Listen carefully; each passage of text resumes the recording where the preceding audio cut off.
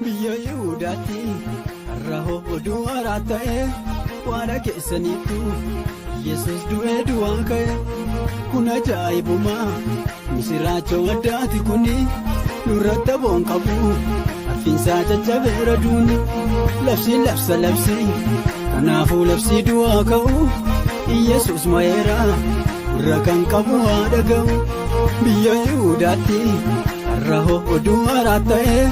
Waan keessaniitu Yesuus du'ee du'aa ka'e kun ajaa'ibumaa misiraachoo addaati kuni nurratti aboon qabu arfiinsaa jajjabeera duuni labsiin labsii kanaafuu labsii du'aa ka'u Yesuus mo'eera gurra kan qabu haa dhaga'u ilma isaa dabarsee nu laate bittaan seetuu nuun jaallate dhiiga isaa miicannee qullaa. Tolee, nagaan caalu, nagaan gooftaa, nagaan abbaa kootii, nagaan Yesuus Kiristoos, nagaan fayyisaa keenya isiniif haa ta'u isiniin jecha loomiyyee yuutuubii jalatti warri argamtan warri biyya keessaa warri biyya ambaa keessaa hundi keessanuu nagaa keessanii warri biyyaa fi biyya ambaa keessa teessanii na hordofaa jirtan hundi keessanuu nagaa keessanii warroonni amantaa kiristaanaa warroonni amantaa musliimaa warroonni amantaa biraa hordoftanis hundi keessanuu nagaa keessanii isiniin jedha. Anis nagaa koodha gooftatti eegame isaan gargaaramee har'a ga'een jira. Isinis immoo akka gooftatti gargaaramtanii isaan eegamtanii har'a geessan gooftaa koo biraa abdii guddaan qaba. Isa biraa shakkii tokko hin qabu. Isatu nu gargaara, isatu nu eega waan ta'eef isa biraa shakkii tokko hin qabu isiniin jedha. Egaa warroonni loomiyyee jabaadhu si faana jirra naan jettanii na jajjabeessaa jirtan gooftaan baraa fi jireenya keessanaa eebbisuun naaf eebbifamaa isiniin jedha. Warroonni natti dabalamtanii maatii koo hin taanes asumarraan koota. Maatii kootaa na jajjabeessaa isiniin jedha viidiyoo kiyya sheer laayik gochuudhaan na bira hin darbinaadha isiniin jedha hin darbinaa eessa deemtu sila darbitanii jechuudha. Naa daawwadhaadha isiniin jedha yoo isin naa daawwattanan bakka guddaa ga'aa jechuudha. Naa daawwadha viidiyoo kiyya naa daawwadha warroonni naan daawwanne isiniin jedha. Egaa maali nama yaaddanii na iddoo namaan qabdanii loomiyyee maal taati namaan hin jettanii lakki yaa uummata nanna lakki nama barbaadu baay'ee isaa isiniin jedha. Egaa sinan jaaladha sinan kabaja. Loomiyyee maal qabattee dhuftee yoo naan jettanarraa baga geessanii baga ayyaana waggaa ayyaana faasigaa Yesuus Kiristoos du'a moo'ee ka'uusaa itti isin ga'ee baga gammaddanii isiniin jedha. Ayyaanni ayyaana gaarii, ayyaana eebbaa, kan jaalalaa, kan badhaadhinaa nuuf haa ta'u biyya keenyaafis kan jaalalaa kan eebbaa nuuf haa ta'u isiniin jedha. Egaa baga geessanii warroonni amantaa biraas hundi keessanii warroonni amantaa biraa hordoftanis hundi keessanii walumaanuu baga geenye isiniin jedha.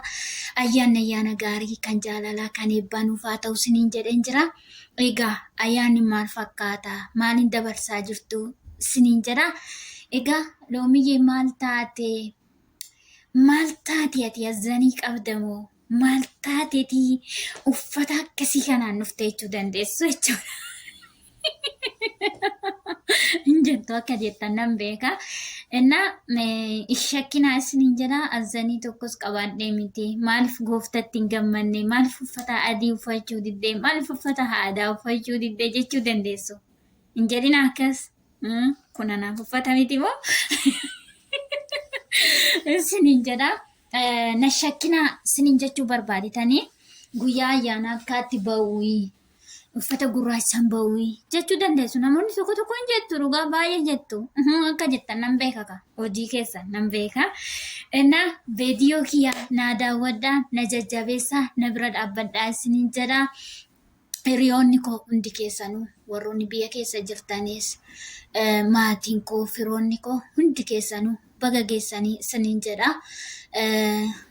Biyya keenyaafis jaalalli haa dhufu tokkummaan haa dhufu isiniin jedha. Maaliif yoo tokkummaan jiraate malee yoo jaalalli jiraate malee jechuudha biyyi nagaan qabu. Waaqayyo gooftaan biyya keenyaaf nagaa haa fidu isiniin jechaati. Egaa viidiyoo dheerachuu hin barbaanne baga geessan isiniin jedheen jira. baga gammaddanii isiniin jedha. Viidiyoo keenya jajjabeessaa naa daawwadhaadhaan isiniin jedha. Na biraan darbinaa ishee egaa asiin immoo maal isinitti dhaammachuu barbaada. Wantoota baay'een argaa jira lafa kanarratti jechuudha. Wanta baay'eetu jira jechuudha. Amma beeku jechuudha. Amma beekumsa kooti. Beekumsa qabaadhee miti. Amma beekumsa kooti wanti isinitti immoo gidduu deemumsaan jechuudha. Wanti gidduu deemamu warroonni oduu akkas jettanii siniif fayyadu otoo duubatti deebitanii baay'ee guddaa bareedaadha yaadaan jechuudha. Akka yaada kootitti mee yeroon kun jechuudha yeroo itti oduu odeessinu doon taane yeroo itti biyya keenyaaf kadhannu yeroo itti walii keenyaaf kadhannu haa ta'u siniin jedha. Namaaf nama walitti buusuu doon taane gidduu deemnee namaaf nama walitti xannee nama maal bu'aa argattu? Namni fi namni yoo walloole maal bu'aa argattu? Bu'aan argattu ko si fayyadu kwa namni hoo walloole ati fayyadamtu wanti si fayyadu hin jiru. Wanta gaariidhaan nama fayyadi malee namaaf nama walitti buusuudhaaf ni fayyadamtuu hin ta'inii siniin jedha asumarraan jechuudha.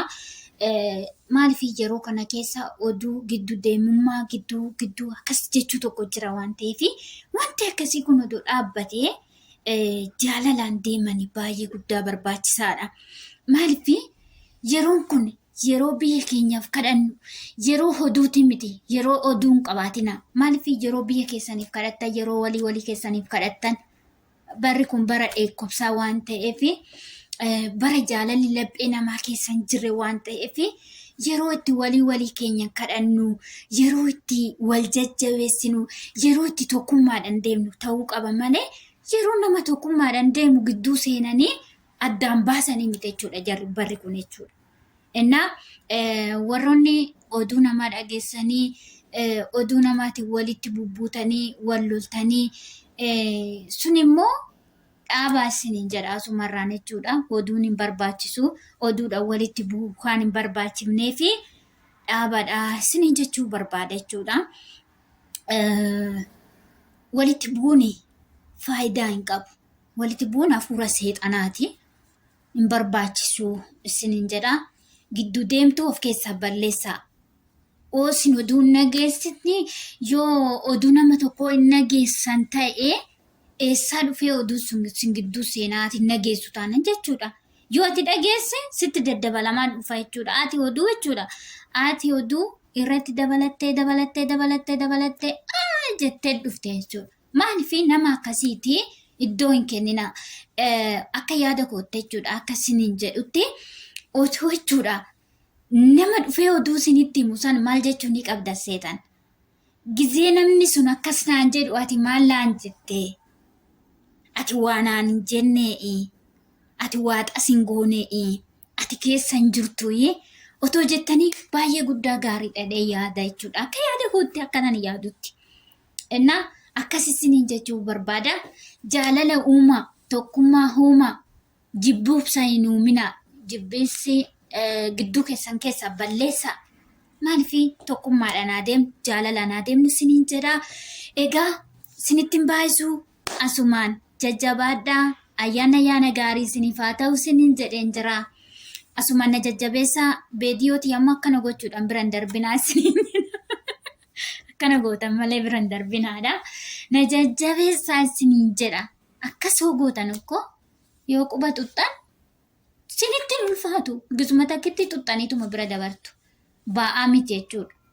Namni koo baayyuu baatee deema. Wanta ulfaatayyuu baatee deema.